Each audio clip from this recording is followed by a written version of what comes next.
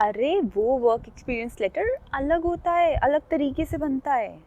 नहीं नहीं नहीं, जॉइनिंग लेटर नहीं चल सकता। जॉइनिंग लेटर का फॉर्मेट ही बहुत अलग होता है। अरे ऐसे कैसे हुआ एनओसी कोड चूज़ कर लिया? तुझे पता है हमारी इसी एक मिस्टेक की वजह से हमें एक आईटी डिक्लाइन करनी पड़ी थी। ओह एक सेकंड रुकना, एक सेकंड। आप लोग को भी जानना है क्या हमें एक आईटी क्यों डिक्लाइन करनी पड़ी थी? Hello everyone, welcome back to our channel let's talk Canada. जैसे कि हमने आपसे प्रॉमिस किया था पीआर स्टोरी की वीडियो पार्ट 2 में, आज हम बात करेंगे आपसे वर्क एक्सपीरियंस लेटर की और एनओसी कोड की। अगर अभी तक आपने हमारी वो वीडियो नहीं देखी है तो प्लीज़ पहले वो वीडियो देख लें। हमने अपनी पीआर स्टोरी में आपसे बहुत से इंपॉर्टेंट पॉइंट्स को डिस्कस किया था, तो प्लीज़ वो वीडियो ज़रूर देखें। और आगे भी हम आपसे बहुत सारे इंपॉर्टेंट टिप्स आप शेयर करते रहेंगे यहाँ की लाइफ के बारे में और आपकी पीआर की प्रोसेस के बारे में।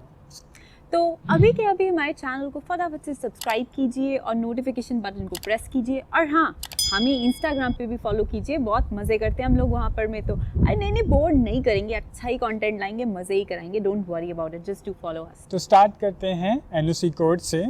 एनओसी की फुल फॉर्म है नेशनल ऑक्यूपेशनल क्लासिफिकेशन। कनाडा में एनओसी कोड को यूज़ किया जाता है जॉब्स को क्लासिफाई करने के लिए। अगर आपने हमारी एक्सप्रेस एंट्री की वीडियो नहीं देखी है तो प्लीज़ पहले उसको ज़रूर देख लें। हमने अपनी एक्सप्रेस एंट्री की वीडियो में पूरे डिटेल में स्किल लेवल्स को बताया है, तो प्लीज़ डू वॉच। अभी एनओसी कोड्स का वर्जन 2021 रिलीज़ हुआ है, जो कि अभी तक एकदम फाइनल नहीं है। अभी उसका ड्राफ्ट वर्जन रिलीज़ हुआ है, तो कुछ चीज़ें 2022 में चेंज भी होने वाली हैं और उनके बारे में हम बाद में बात करेंगे।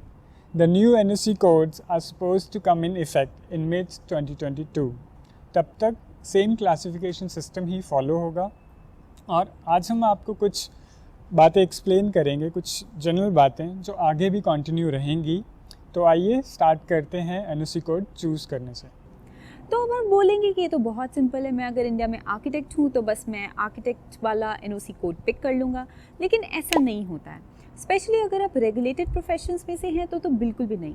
रेगुलेटेड प्रोफेशन से मेरा मतलब है कि कनाडा के वो प्रोफेशंस जिनके लिए आपको कुछ एग्ज़ाम्स देने पड़ते हैं और लाइसेंस लेना पड़ता है यहाँ पर में वर्क करने के लिए। अभी इंडिया में तो वो टाइटल्स आपको बस डिग्री करके मिल जाते हैं, लेकिन कनाडा में डिग्री करने के बाद भी आपको वो टाइटल अर्न करने के लिए कुछ एग्ज़ाम्स देने पड़ते हैं और कुछ इंटर्नशिप करनी पड़ती है, जिसमें कि कुछ साल लगते हैं।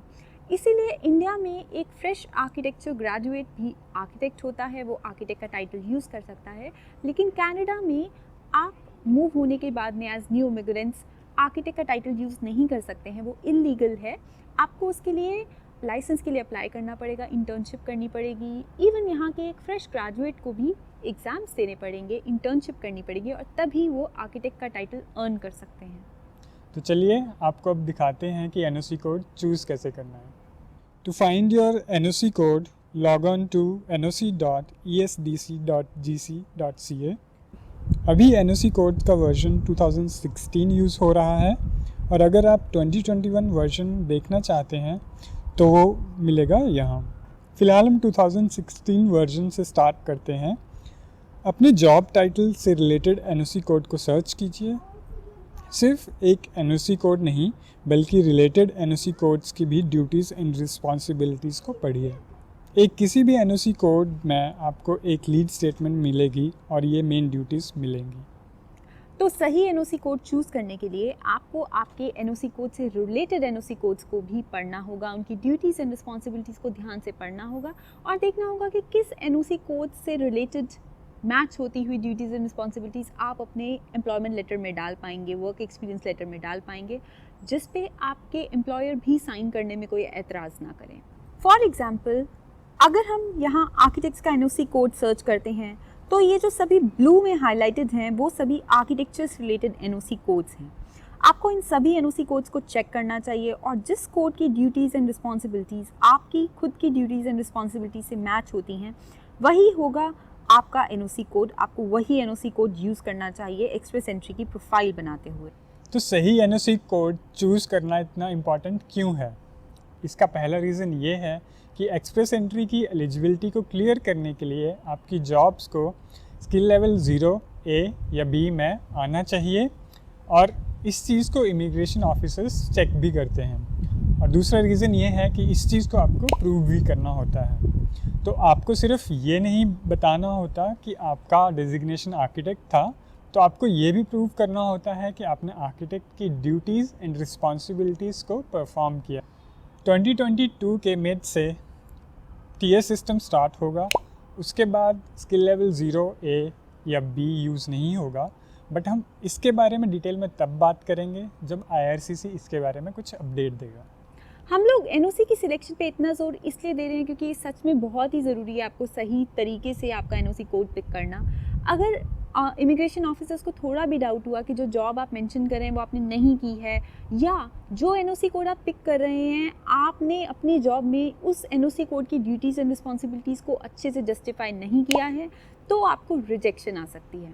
बात बिल्कुल सिंपल है, उन्हें क्या चाहिए? Skilled workers. आप किस प्रोग्राम में अप्लाई कर रहे हैं? फेडरल स्किल्ड वर्कर्स की कैटेगरी में।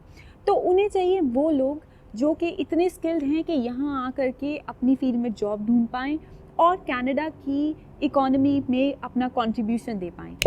अगर उनको ये लगा आपकी फ़ाइल देख करके कि आप उतने क्वालिफाइड नहीं हैं, उतने स्किल्ड नहीं हैं कि यहाँ की इकोनॉमी में कंट्रीब्यूट कर पाएँ, तो आप लोगों को रिजेक्शन आ सकती है। इसलिए एनओसी कोड की सिलेक्शन को बहुत ही केयरफुली लीजिए, अपने लिए सिंपल रखिए।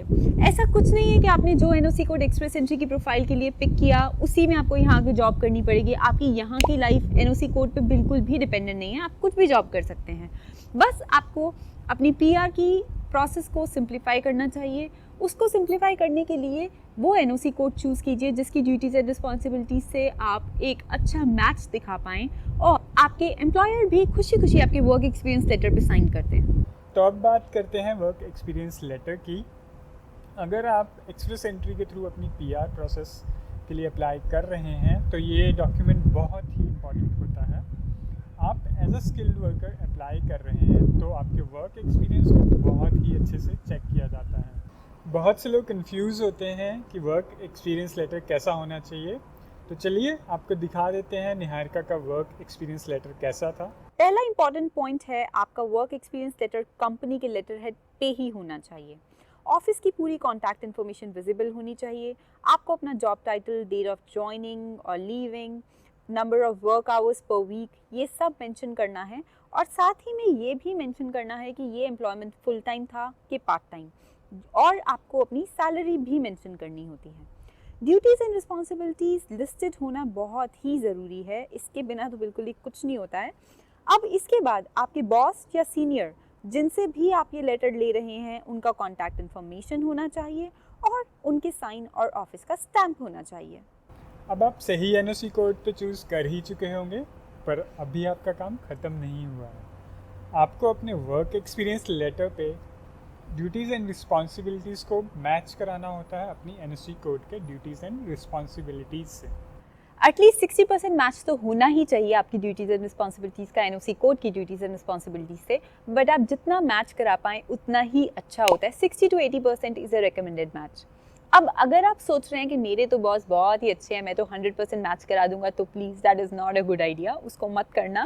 100% match is not a good match. और अभी ये सुन के आपको भी अजीब लग रहा होगा, है ना? हमें भी लगा था, क्योंकि मैंने भी ये गलती की थी, एनओसी कोड की ड्यूटीज़ को उठा के चेप डाला था, क्योंकि मेरे बॉस तो बहुत ही अच्छे थे। लेकिन ऐसा नहीं करना, बिल्कुल भी मत करना। ऐसा करने से आपका work experience letter too good to be true लगने लगता है, यानी कि फेक लगने लगता है। इसलिए वर्ड टू वर्ड कॉपी नहीं करेंगे, हम लोग सिर्फ ड्यूटीज़ को 60 to 80% मैच कराने की कोशिश करेंगे, and that should be good enough. तो हम सिर्फ यही ट्राई कर रहे हैं कि आपका वर्क एक्सपीरियंस लेटर जेन्युइन लगना चाहिए। अब हर किसी के बॉसेस तो इतने अच्छे होते ही नहीं हैं कि आपको बुलाएं, चाय पानी पिलाएं और बोले लीजिए आपका एक्सपीरियंस लेटर ये रहा। तो अगर आप भी जॉब छोड़ने के बाद ये एक्सपीरियंस लेटर नहीं ले पा रहे हैं तो चिंता की बात बिल्कुल भी नहीं है। आप अपने किसी कलीग से ये लेटर ले सकते हैं। यानी कि अगर आपके ऑफिस में साथ में कोई भी काम कर रहा था, कोई कलीग, कोई सीनियर, तो आप बस एक ब्लैंक लेटर पर अपना वर्क एक्सपीरियंस लेटर प्रिपेयर कीजिए, अपने कलीग, अपने सीनियर से उसको साइन कराइए और उस डॉक्यूमेंट को नोटराइज करा लीजिए।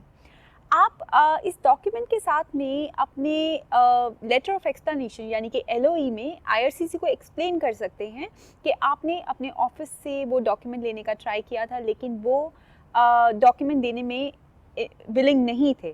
तो अगर आपको किसी ईमेल में मना किया गया आपके ऑफिस से कि ये डॉक्यूमेंट हम आपको नहीं प्रोवाइड कर सकते, तो आप उस ईमेल को साथ में अटैच कीजिए एंड बेसिकली आपको अपने केस को किसी तरह जेन्युइन शो करना है और शो करना है कि आपने ट्राई किया था, वो लेटर लेने का नहीं दे रहे, इसीलिए आपने अपने सीनियर या अपने कलीग से वो लेटर ले लिया है। तो अगर आपका work experience letter company letter head पे नहीं हो पाया तो कोई बात नहीं, आप सपोर्टिंग डॉक्यूमेंट शो कर सकते हैं।